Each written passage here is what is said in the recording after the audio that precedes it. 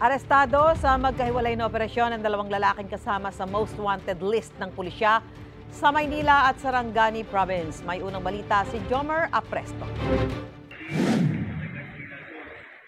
Pagkalapag ng eroplano, agad na sinilbihan ng warrant of arrest ang lalaking ito ng mga tauhan ng MPD Station 11. Naharap siya sa 3 counts ng statutory rape matapos umano niyang gahasain ang kanyang minor de edad na pinsan taong 2022 nang magganap umanong krimen sa bahay ng tinutuluyan niyang tiyahin noong nagtatrabaho siya sa Maynila.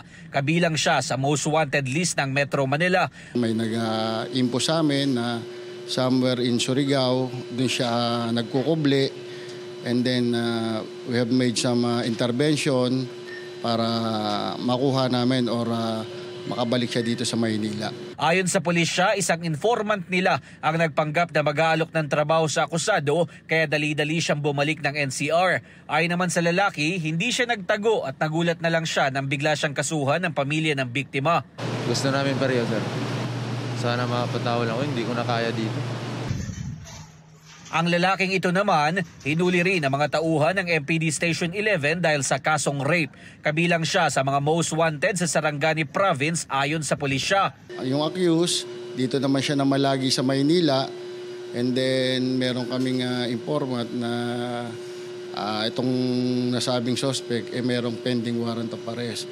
Namasukan daw ang akusado bilang driver sa isang establishmento sa Binondo. Depensa niya, may relasyon sila noon ng menor de edad na biktima. Nagbunga pa nga raw ang kanilang ginawa pero namatay na ang kanilang anak. Nag-away lang umano sila ng kapatid ng biktima kaya nagsampa ng reklamo laban sa kanya.